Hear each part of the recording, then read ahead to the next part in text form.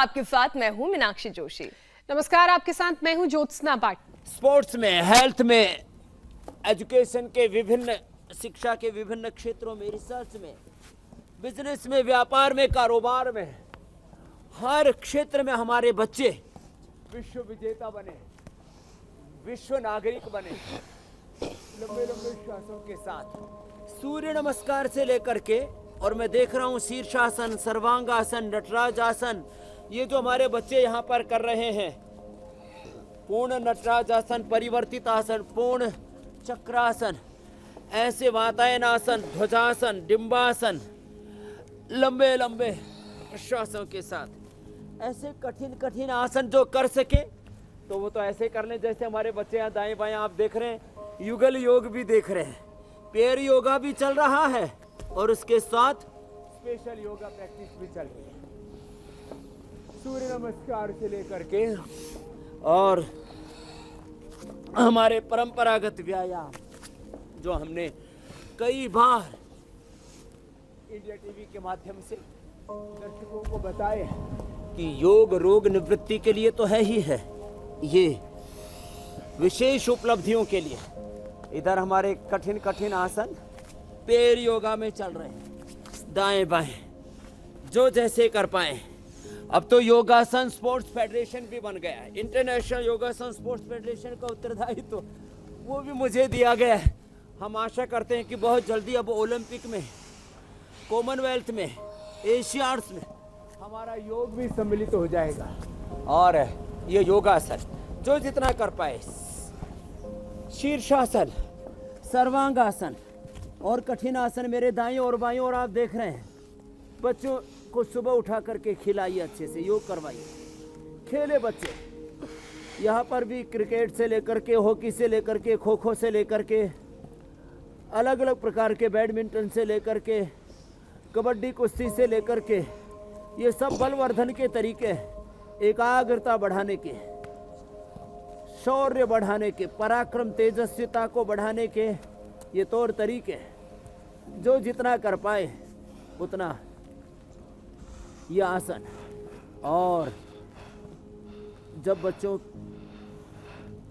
की physical fitness अच्छी होगी, सुबह उठ करके योगाभ्यास करेंगे, खेलेंगे, दौड़ेंगे, अच्छा व्यायाम करेंगे, अच्छा खान पान रखेंगे, संयम से जीवन जिएंगे, तो फिर उनके लिए कुछ भी करना असंभव नहीं है।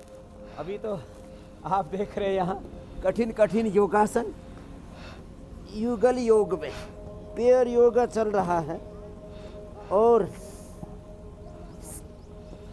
सहज रूप से हमारे खिलाड़ी अब अपना कंसंट्रेशन बढ़ाने के लिए, अपना आईक्यू लेवल बढ़ाने के लिए, अपनी एकाग्रता के साथ साथ में अपने भीतर के शौर्य और पराक्रम को जगाने के लिए एक जुनून है जो हमें विजय दिलाता है, एक अप्रतिम पराक्रम, जीतने की जिद। और सुबह उठ करके जो सूर्य नमस्कार, शीर्षासन, सर्वांगासन, हलासन, चक्रासन जैसे कुछ आसन, और जो यंगस्टर्स हैं वो तो हम उनको बोलते हैं कि आप कम से कम ये 5-7 ऐसे ये अभ्यास भी कर लीजिए मजबूती के लिए। जिनके पास जिम नहीं है, ऐसे वो गांव के बालक भी अब जो अलग अलग खेलों में इतिहास रचा रहे हैं और अपने आप को बलवान बना करके, एक तो ये बढ़ाने का बल का तरीका ऐसे, दूसरा ऐसे ऐसे, जो जितना कर पाए 10-20 से शुरू करके 50-100 बार तक ऐसे, फिर ऐसे ऐसे। मैंने तो देखा उस दिन कि ज्योत्सना जी, मीनाक्षी जी भी अत्यंत बलवती हो गई और लंबे लंबे श्वासों के साथ अलग अलग कठिन योगाभ्यास जो बच्चे यहाँ पर कर रहे, कितने धैर्य के साथ, देखो ऐसे देखते ही लग रहा है कि ये मात्र योगासन में ही नहीं, अलग अलग खेलों में ये भी इतिहास बनाएंगे। और ऐसे ही भारत के साधारण दिखने वाले बच्चे असाधारण काम कर रहे हैं और वो हम इन ओलंपिक गेम्स में भी देख रहे हैं। तो जिससे जैसा बन पाए, ऐसे ये दंड बैठक, और इसके साथ साथ देखो लंबे लंबे श्वास 10 बार से शुरू करके, ऐसी सिंपल हाथ रख करके, अथवा ये मुट्ठियां बांध करके ऐसे, अथवा पंजों के बल, पंजे और मजबूत बनाने हाथों के पैरों के, और रस्से पर चढ़ने से लेकर के, और ये ऐसे दंड लगाने से लेकर के, ये तो साधारण दंड थे, फिर ऐसे राममूर्ति दंड, फिर राममूर्ति दंड के बाद ये वक्ष विकासक दंड, और इसके बाद फिर ये ऐसे जिसका जैसा सामर्थ्य, ऐसे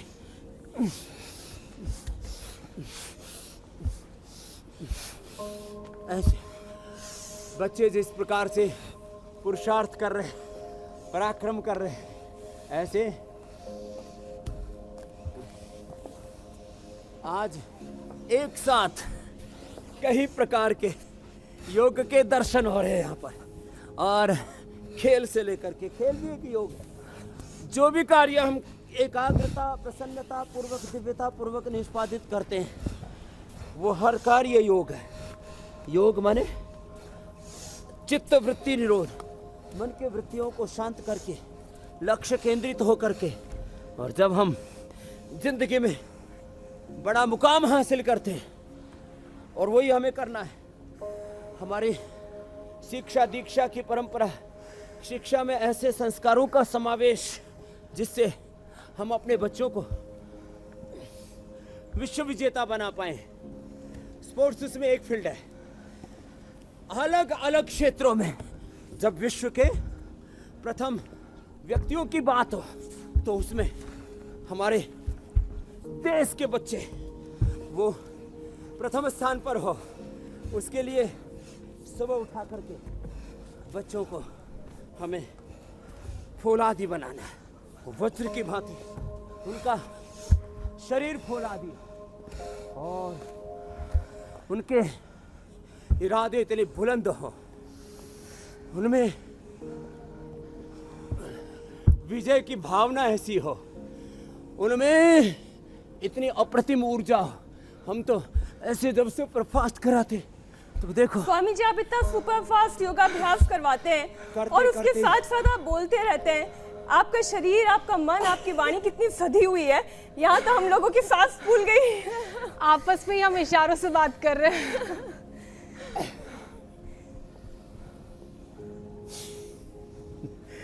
मैंने देखा बहुत देर से सन्नाटा छाया हुआ था, और हमको लगा हमारे ज्योत्सना और मीनाक्षी जी की ज्योति दंड में ना थोड़ा सा दंड हो जाता है, सरल योग तो में सारी सबसे एनर्जी अच्छा हम है। दंड के लिए बचा लेते हैं।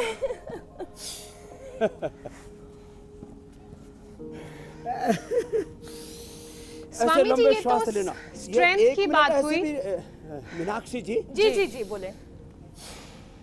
जी, स्वामी जी, ये ये कह रहा तो था 1 मिनट भी हम भस्त्रिका, कपालभाति, अनुलोम विलोम, एक मिनट भी तीनों प्राणायाम वेग से कर लेना। ये खिलाड़ियों के लिए, ये जो हमारे एथलीट्स हैं जी, वो एथलीट की योगा क्या है, वेग पूर्वक जैसा वैसे कर लेते हैं ना।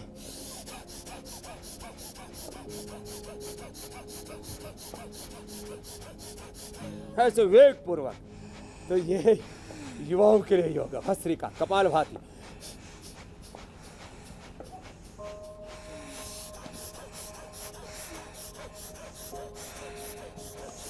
फिर धीरे से करें, तो इससे शरीर बल, इंद्रिय बल, मनोबल, प्राण बल, ब्रह्म बल ऐसा प्रबल हो जाता है।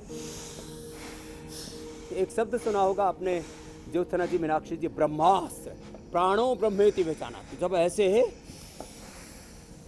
तेजी से करके बाद वैसे धीरे से करते हैं ना, तो हमारे भीतर बाहर हजारों लाखों करोड़ों प्रकार की ऊर्जा तरंगे पैदा होती है, और उन ऊर्जा तरंगों में एक एक व्यक्ति का जो अपरिमित सामर्थ्य वो जागृत हो जाता है। ये मैं कहना चाह रहा था कि एक एक व्यक्ति में अपरिमित ज्ञान शक्ति संवेदना सामर्थ्य है। योग से बीज रूप में जो शक्ति है उसका जागरण होता है, और इसी को मैं बोलता हूँ complete expression, complete balance, complete rejuvenation, and ultimately complete divine transformation. तो ये योग की मूल भूमिका हमने रख दिया। आप कुछ पूछ रहे थे ज्योत्सना जी, मीनाक्षी जी, वो पूछ लो आप। स्वामी जी, स्ट्रेंथ की आपने बात की। स्ट्रेंथ के अलावा कूल, काम, कंपोज कैसे रखना है, अपने दिमाग को अपने काबू में कैसे रखना है, ताकि इस तरह के जो बहुत इंटरनेशनल लेवल के इवेंट्स होते हैं वहां ओपोनेंट आपको मेंटल लेवल पर ना हरा दे, ये आपने बताया। लेकिन फ्लेक्सिबिलिटी हमने देखा, रेसलिंग जैसे स्पोर्ट्स में फ्लेक्सिबल होना भी बहुत जरूरी है। अच्छा, इसी में हाँ। मैं एक बात और जोड़ दूं स्वामी जी, हमने देखा था रवि दहिया का अभी जो बाउट मुकाबला था, उसमें कैसे ओपोनेंट ने उनके जो बाजू पर लगातार इतनी जोर से काटा, इसके बावजूद उनका मनोबल कहीं गिरने नहीं पाया और ना दर्द ने उन्हें कहीं पर रोका। ये निशान मेरे ख्याल पूरी दुनिया ने देखा है। कजाक का वो रेसलर था जिसने दांत काटा था उनकी बाजू पर, जो फाउल होता है उस गेम में, मगर उन्होंने वो पकड़ नहीं छोड़ी और उसी पकड़ ने उन्हें वो मुकाबला जिताया। हमारा सवाल भी इसी पकड़ को लेकर है कि ये कैसे अपने मन पर, अपने मस्तिष्क पर काबू पा सकते हैं। देखो, अभी आप मेरे शरीर में देख रहे हैं, सहस्त्र धारा बह रही है पूरी, ऊपर से लेकर के नीचे तक। मैं जब ऐसे तेजी से योग करता हूँ ज्योत्सना जी, मीनाक्षी जी, तो मेरा हार्ट रेट हो जाता है 200, हार्ट रेट 200, मेरा ब्रेथ रेट भी करीब 150 से 200 के बीच होता है। और जैसे ही मैं ऐसे 10-20 सेकेंड ऐसे सांसों पर ध्यान करके अनुलोम विलोम करता हूँ, तो 200 से मेरा हार्ट रेट आ जाता है 60 इंस्टेंट, विद इन 10 सेकेंड्स। तो और मेरा ब्रेथ रेट आ जाता है फिर 6 ब्रेथ रेट और 60 हार्ट रेट। इसको बोलते हैं HRV, हार्ट रेट वेरिएबिलिटी। और इसके साथ साथ समत्वम योग उच्यते योगः कर्मसु कौशलम, सुख दुखे समीकृत्वा लाभालाभौ जया जय।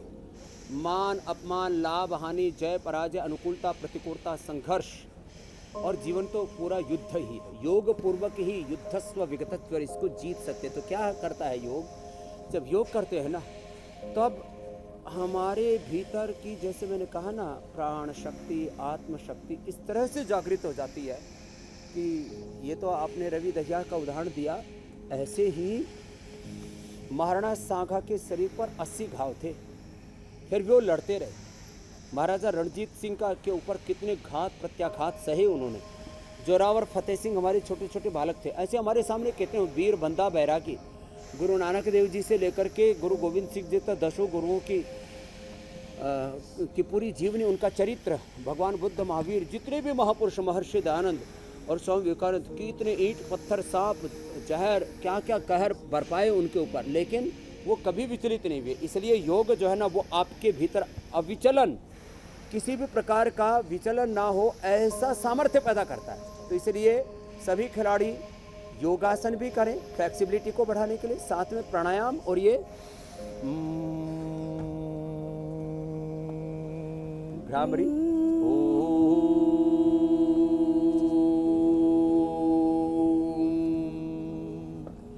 और फॉरवर्ड बैकवर्ड बेंडिंग। जैसे अब मैं पद्मासन में बैठा हुआ हूँ, पीछे झुक गया, देखो, तो ये सुप्त पद्मासन। अब ये बच्चे तो बहुत कठिन कठिन कर ही रहे, मेरे दाएं बाएं तरफ आप देख रहे हैं। ऐसे इतना तो सभी कर सकते हैं। ये सुप्त पद्मासन ऐसे किया, ऐसे पूरे फ्लैट हो गए एकदम, फिर आगे झुक गए। आगे झुके तो क्या किया? योग मुद्रासन। इसमें आराम बहुत मिलता है, लेकिन स्वामी जी ऐसा लगता है कि स्पाइन को रेस्ट मिल गया। पद्मासन में फॉरवर्ड बेंडिंग पूरे स्पाइन को ही नहीं, central nervous system, peripheral nervous system, pituitary, pineal gland, brain, और पूरे जो एनर्जी है ना, वो रिदम में आ जाती है, उसकी एनर्जी आ जाती है। शशकासन, आगे झुके। और एक आसन को इसलिए हम कहते हैं 10 सेकंड से शुरू करके और 1 मिनट तक सामान्य रूप से सबको करना चाहिए। जो रोगी उनको 5 से 10 मिनट कराते। आगे झुक गए शशकासन और फिर पीछे झुक गए ऐसे। तो ये सुप्त वज्रासन। ऐसे ही आराम आराम से ये उल्टे लेट करके भुजंगासन, शलभासन, धनुरासन और सीधे लेट के मर्काटासन। ये तो सब खिलाड़ियों को करना चाहिए और मुझे खुशी है आजकल खेल के मैदान पर भी भुजंगासन करते हुए आपको खिलाड़ी दिखाई दे जाएंगे। ये भुजंगासन ऐसे, और ये शलभासन, और ये धनुरासन। ये तो फ्लेक्सिबिलिटी को इम्प्रूव करने के लिए बेस्ट है। बाकी तो हमारे पूर्ण उष्टासन करो बच्चों, आप लोग पूर्ण उष्टासन। तुम तो कपल में ही कर लो, हाँ युगल युगल योग में ही पूर्ण उष्टासन कर रहे हैं। देखो ये पूर्ण उष्टासन, पूर्ण वृश्चिकासन करो। हाँ चलो पैर सिर पे टिका दो, यस सिर पे टिकाओ, सिर पे पैर दोनों, सिर पर टिका दो दोनों पर, यस हाँ यस। अब देखो ये इधर कर रहे बच्चे, दाएं तरफ बाईं तरफ ऐसे ही है।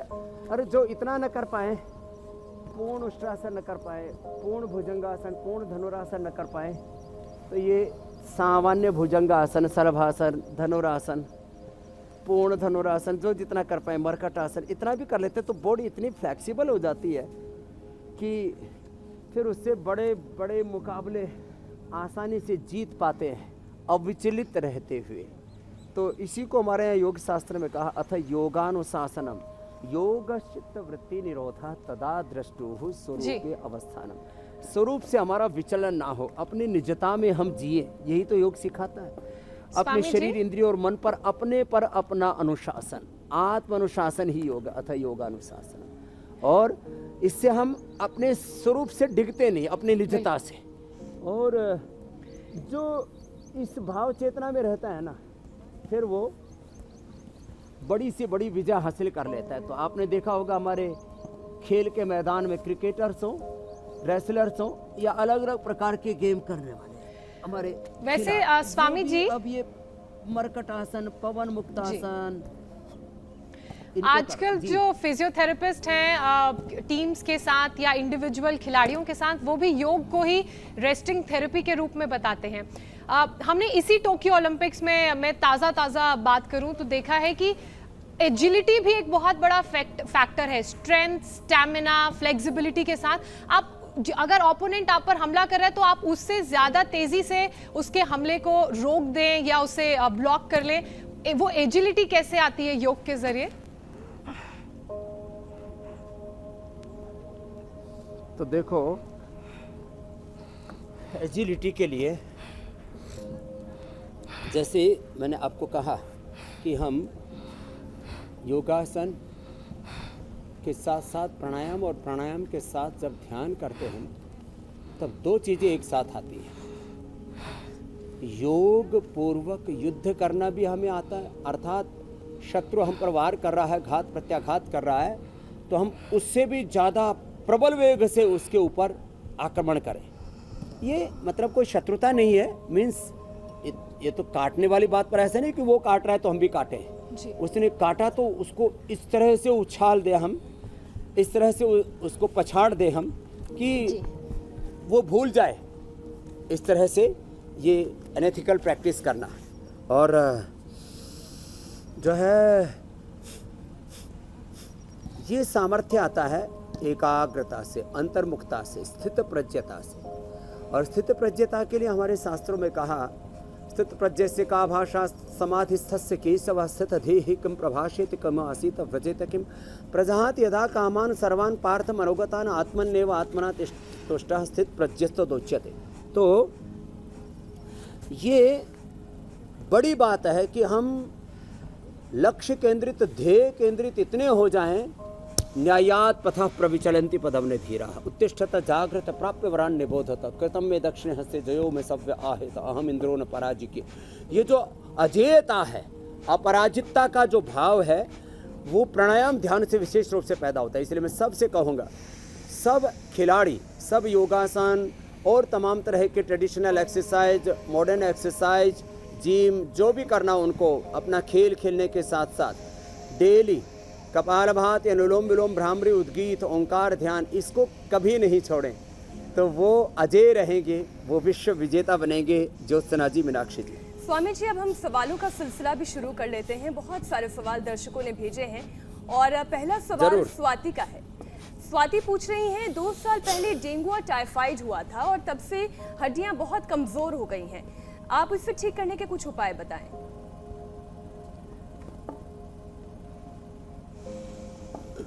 हड्डियों की कमजोरी के लिए एक तो कपालभाति और अनुलोम विलोम तो करना ही है। इसके साथ साथ खाली पेट पेडानिल गोल्ड खाने के बाद ऑर्थोग्रीन और vitamin D, B12, calcium, iron, omega और प्रोटीन की कमी के, विटामिन सी की कमी के कारण से भी हड्डियां कमज़ोर होती है। ये अब इन तत्वों की पूर्ति के लिए जो है विटामिन डी धूप में बैठने से पूरा मिल जाता है, B12 जो है वो हमको मकई से मिल जाता है, बी कॉम्प्लेक्स हमको मोरिंगा से, कैल्शियम हमको दूध और सिंघाड़ा चौलाई आदि से मिल जाता है, आयरन हमको हरी सब्जियों से, ओमेगा फ्लैक्सीड से और विटामिन सी अलग अलग खट्टे फलों से, और सबसे अच्छा जिसमें दर्द नहीं बढ़ते, अर्थराइटिस वालों को दर्द की संभावना रहती है, वो रोजी हिप से हमें मिल जाता है। यही चीज़ें हमें न्यूट्रिला में भी दी हुई हैं। तो जो जिसकी जैसी आवश्यकता वैसे इनका प्रयोग कर ले और हल्दी मेथी सौंठ का इस्तेमाल कर ले, दूध में थोड़ा हल्दी शिलाजीत का इस्तेमाल कर ले, तो हड्डियाँ एकदम वज्र की तरह हो जाएगी।